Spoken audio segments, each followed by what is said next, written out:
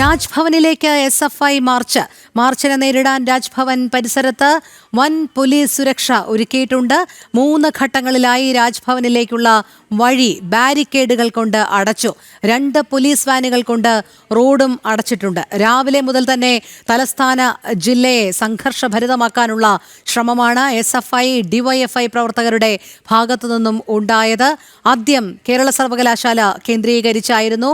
അതോടൊപ്പം തന്നെ governor Thiruvananthapuram mascot ഹോട്ടലിൽ ഒരു പരിപാടിയിൽ പങ്കെടുക്കുന്നുണ്ടായിരുന്നു. അവിടെയും SFI പ്രവർത്തകർ എത്തും എന്നുള്ള സൂചനകളെ തുടർന്ന് വൻ പോലീസ് സുരക്ഷ ഏർപ്പെടുത്തിയിരുന്നു. ഇപ്പോൾ SFI രാജ്ഭവനിലേക്ക് നടത്തിയ മാർച്ചിൽ വലിയ രീതിയിലുള്ള സംഘർഷ സാധ്യതയുണ്ട് എന്നാണ് മനസ്സിലാക്കാൻ കഴിയുന്നത്. ടിൻഡു ചേരുന്നു.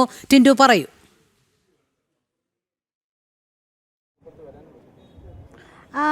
രോഹിണി, ഞാനിപ്പോൾ നിൽക്കുന്നത് രാജ്ഭവന് മുന്നിലാണ്. രാജ്ഭവന് മുന്നിൽ നിന്നുമ്പോൾ വെള്ളയമ്പലത്തിൽ നിന്ന് രാജ്ഭവനിലേക്ക് കയറുന്ന പ്രധാന രാജപാതയിലാണ് നിൽക്കുന്നത്.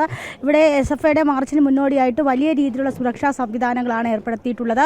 വെള്ളയമ്പലത്തിൻ്റെ ഭാഗത്ത് വെച്ച് ഒരു ബാരിക്കേഡ് വെച്ച് പൂർണ്ണമായിട്ട് റോഡ് അടച്ചിട്ടുണ്ട്. അതിനുശേഷം അപ്പുറത്തെ ഭാഗത്ത് ഒരു 2 വാനുകൾ, പോലീസ് വാനുകൾ ചേർത്തിട്ടുകൊണ്ട് 2 പോലീസ് വാനുകൾ ചേർത്ത് ഇട്ടുകൊണ്ട് അപ്പുറത്തെ ഭാഗത്ത് പൂർണ്ണമായിട്ടും ഈ പ്രവർത്തകർക്ക് കയറാൻ പറ്റാത്ത രീതിയിൽ അപ്പുറത്തെ ഭാഗത്ത് 2 വാനുകൾ ചേർത്തിട്ടിട്ടുണ്ട്. അതിനുശേഷം രാജ്ഭവന്റെ പ്രധാന കവാടം വരുന്ന ഭാഗത്ത് അവിടെ 2 ബാരിക്കേഡുകൾ ഉപയോഗിച്ചുകൊണ്ട് ആ റോഡ് പൂർണ്ണമായി അടച്ചിട്ടുണ്ട്.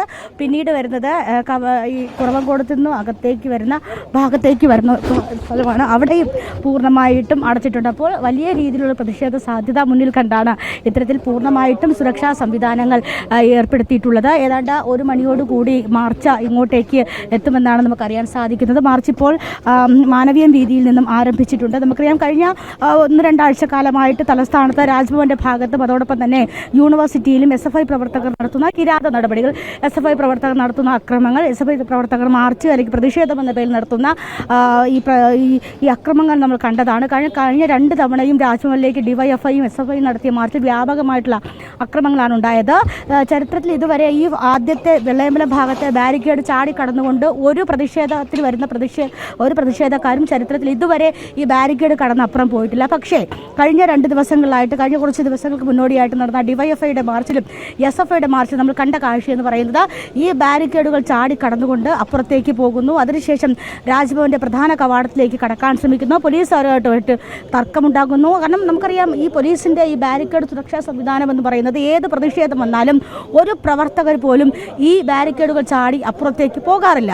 അങ്ങനെ പോവുകയാണെങ്കിൽ അവിടെ നടന്നിട്ടുള്ള വലിയ രീതിയിലുള്ള സുരക്ഷാ സംവിധാനങ്ങളുടെ ലംഘനമാണ് അവിടെ നടന്നിട്ടുള്ളതെന്ന് മനസ്സിലാക്കാൻ സാധിക്കും. രാജ്ഭവൻ എന്ന് പറയുമ്പോൾ കേരളത്തെ പ്രതിനിധീകരിക്കുന്ന പ്രധാന ഒരു പൗരൻ കൂടിയാണ്. അപ്പോൾ അദ്ദേഹത്തിൻ്റെ വസതിയിലേക്കുള്ള സുരക്ഷാ സംവിധാനങ്ങൾ പോലീസിൻ്റെ ഭാഗത്തുനിന്നും കഴിഞ്ഞ 2 ദിവസങ്ങളുണ്ടായ വീഴ്ച, അതൊക്കെ നമ്മൾ പ്രധാനമായിട്ട് കാണേണ്ടതായിരുന്നു. കാരണം പ്രവർത്തകർ ചാടിക്കയറുമ്പോൾ അപ്പുറത്തേക്ക് പ്രവർത്തകർക്ക് ഇറങ്ങി കൊടുക്കാനുള്ള സൗകര്യം ഒരുക്കുന്ന രീതിയിലായിരുന്നു ഇതൊക്കെ തയ്യാറാക്കി വെച്ചിട്ട്. ഇന്ന് ഇത് അതുപോലെ തന്നെ വലിയ രീതിയിൽ വലിയ കയറുകൾ ഉപയോഗിച്ചുകൊണ്ടൊക്കെ കെട്ടി മുറുക്കി വെക്കുന്നുണ്ട്. പക്ഷേ എത്രത്തോളം ഈ ബാരിക്കേഡുകൾ ഇവിടെ സുരക്ഷിതമാണെന്ന് നമുക്ക് പറയാൻ സാധിക്കില്ല. കാരണം കഴിഞ്ഞ ദിവസങ്ങൾ നമ്മൾ കണ്ടത് അങ്ങനെയാണ്.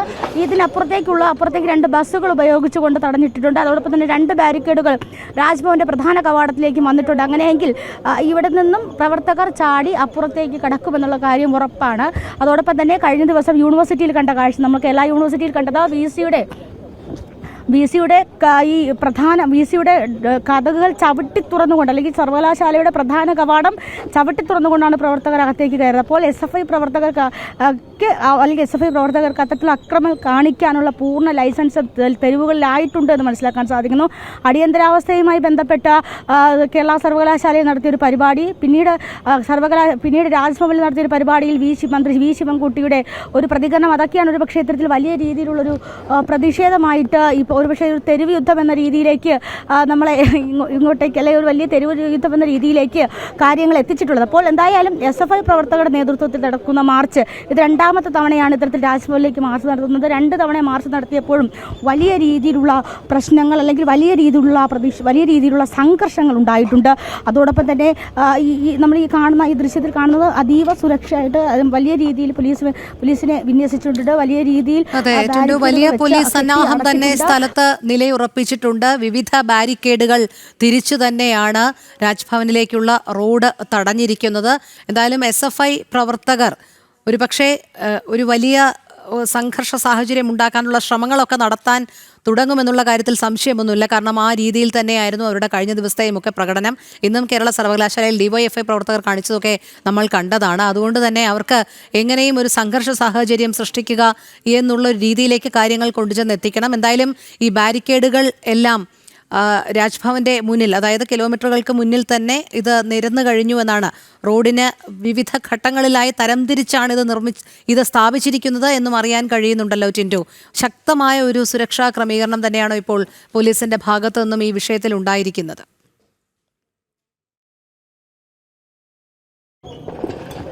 തീർച്ചയായിട്ടും രോഹിണി, അതായത് രാജ്ഭവന്റെ ഭാഗത്തേക്ക് ഒരു തരത്തിലും പ്രവർത്തകരെ കടത്തിവിടാതിരിക്കാനുള്ള രീതിയിലുള്ള എല്ലാ തരത്തിലുള്ള സുരക്ഷാ സംവിധാനങ്ങളുമാണ് പോലീസിൻ്റെ ഭാഗത്തുനിന്ന് ഉണ്ടാകുന്നത്. പക്ഷേ ഏത് തരത്തിലുള്ള സുരക്ഷാ സംവിധാനങ്ങൾ ഏർപ്പെടുത്തിയാലും, ഏത് തരത്തിൽ ബാരിക്കേഡുകൾ കെട്ടിത്തിരിച്ചാലും, ഏത് തരത്തിൽ തന്നെ ഇത്തരത്തിൽ ബസ്സുകൾ അടുക്കി ഇട്ടുകൊണ്ട് ഏത് തരത്തിൽ സുരക്ഷ അല്ലെങ്കിൽ എങ്ങനെയൊക്കെ സുരക്ഷാ സംവിധാനങ്ങൾ ഏർപ്പെടുത്തിയാലും ഒരു പക്ഷേ ഈ ബാരിക്കേഡുകൾ ചാടിക്കടന്ന് ഇത്തരത്തിൽ ഈ ബസ്, നമ്മൾ ഈ കാണുന്ന പോലീസിൻ്റെ ജലപീരയ്ക്ക് ഉപയോഗിക്കുന്ന ബസ്സാണ്, ഈ ബസ്സുകളും കടന്ന് രാജ്ഭവൻ്റെ പ്രധാന കവാടത്തിലേക്ക് പോകാനുള്ള സാധ്യത മുന്നിൽ കണ്ടാണ് നമ്മൾ ഈ ദൃശ്യത്തിൽ കാണുന്നത് പോലെ ഇത്രയും പോലീസിനെ വിന്യസിച്ചിട്ടുള്ളതും. അതോടൊപ്പം തന്നെ വിവിധ ഇടങ്ങളിലായിട്ട് ബാരിക്കേഡുകൾ കെട്ടി ഇവിടെ നിർത്തിയിട്ടുള്ളത്. അപ്പോൾ പോലീസിൻ്റെ ഭാഗത്തു നിന്നും വീഴ്ച ഉണ്ടാകുമ്പോൾ, അല്ലെങ്കിൽ പോലീസിൻ്റെ ഭാഗത്തു നിന്ന് എന്തെങ്കിലും വീഴ്ച ഉണ്ടായാൽ അത് വലിയ രീതിയിലുള്ള ചർച്ചാ വിഷയങ്ങളിലേക്ക് പോകും. അതുകൊണ്ട് തന്നെ വലിയ രീതിയിലുള്ള സുരക്ഷാ സംവിധാനങ്ങൾ ഇവിടെ ഏർപ്പെടുത്തിയിട്ടുണ്ട്. പ്രധാനമായിട്ടും നമ്മൾ ഈ നിൽക്കുന്ന സ്ഥലത്താണ് ഈ പ്രവർത്തകർ ചാടിക്കടന്നു വരുന്നത്. ഇവിടെ വെച്ചാണ് അവരെ പ്രധാനമായിട്ടും പോലീസ് തടയേണ്ടത്.